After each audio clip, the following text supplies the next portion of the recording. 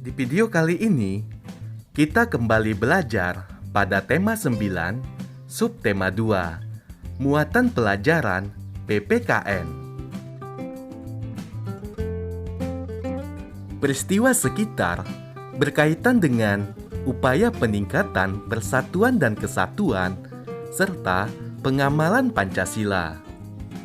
Bangsa Indonesia terdiri atas bermacam-macam suku bangsa yang memiliki budaya, adat istiadat, dan agama yang berbeda-beda. Oleh karena itu, persatuan dan kesatuan sangat berperan penting dalam perbedaan yang ada di dalam masyarakat. Berikut contoh peristiwa dalam kehidupan sehari-hari yang menunjukkan upaya meningkatkan persatuan dan kesatuan. Peristiwa yang pertama, menjenguk teman yang sakit tanpa memandang suku atau agama. Nilai Pancasila yang diamalkan yaitu sila kedua dan ketiga Pancasila. Kedua, menghargai berbagai budaya yang ditampilkan dalam pawai budaya. Nilai Pancasilanya sila kedua dan ketiga Pancasila. Ketiga, mengikuti kegiatan yang diadakan di lingkungan rumah. Nilai-nilai Pancasila yaitu sila kedua dan ketiga Pancasila. Yang keempat, menjaga ketenangan saat orang lain sedang beribadah. Nilai Pancasilanya sila pertama dan ketiga Pancasila.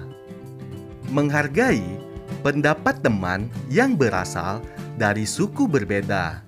Nilai Pancasilanya sila kedua, ketiga, dan keempat Pancasila.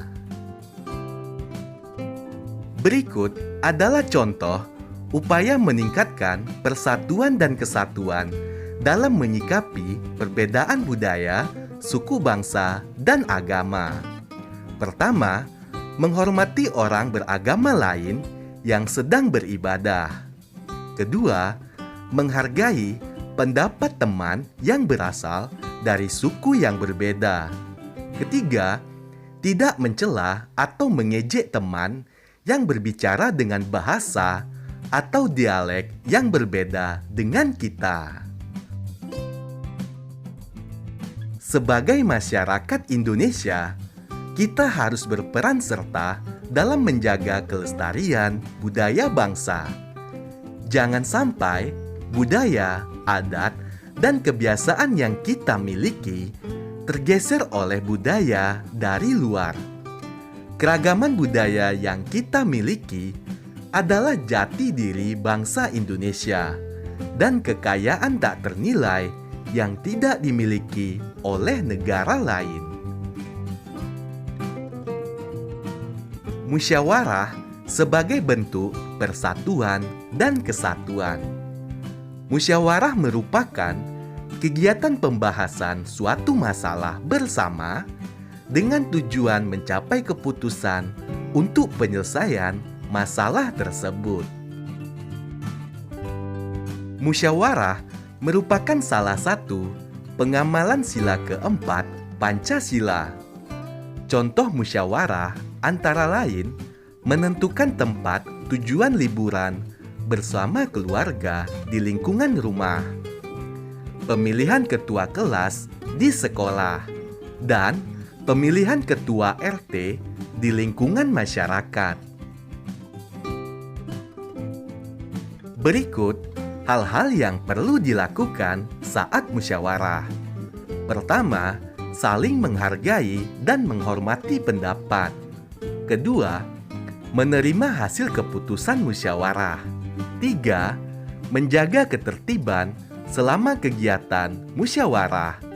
Dan yang keempat, bersikap adil dan tenggang rasa terhadap sesama anggota.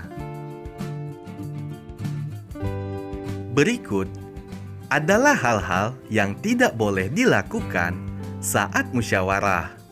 Pertama, mengkritik pendapat orang lain dengan kurang sopan. Kedua, mementingkan diri atau kelompok sendiri saja. Ketiga, memaksakan kehendak sendiri kepada anggota lain. Dan yang keempat, memotong pembicaraan anggota lain yang sedang mengajukan pendapat. Usaha meningkatkan persatuan dan kesatuan di sekolah. Salah satu bentuk meningkatkan persatuan dan kesatuan di sekolah adalah bekerja sama, baik melaksanakan tugas kelompok, tugas piket, maupun saat bermain. Dengan bekerja sama, akan tumbuh rasa kebersamaan. Contoh lain dalam meningkatkan persatuan dan kesatuan di sekolah adalah sebagai berikut. Yang pertama, menghormati guru. Kedua, tidak mengejek teman. Tiga, tidak membeda-bedakan teman. Empat, tidak bertengkar dengan teman. Dan yang kelima, mematuhi peraturan sekolah. Berikut manfaat meningkatkan persatuan dan kesatuan di sekolah. Pertama, kerukunan dan keharmonisan di sekolah akan tercipta. Kedua, warga sekolah menjadi kompak. Ketiga, rasa solidaritas antar teman semakin tinggi. Dan yang keempat, sekolah dapat menghasilkan prestasi yang bagus. Usaha meningkatkan persatuan dan kesatuan di masyarakat. Menghormati tetangga, saling menyapa dengan tetangga, saling menolong jika tetangga membutuhkan bantuan, tidak membeda-bedakan warga yang tinggal di sekitar rumah, dan menyelesaikan perselisihan di masyarakat dengan musyawarah. Berikut adalah usaha meningkatkan persatuan dan kesatuan di rumah. Saling menyapa dan memberi semangat ketika berangkat sekolah atau bekerja. Berwisata bersama ke tempat wisata. Membersihkan rumah bersama-sama saat hari libur. Saling bercerita mengenai kegiatan yang dilakukan dalam sehari.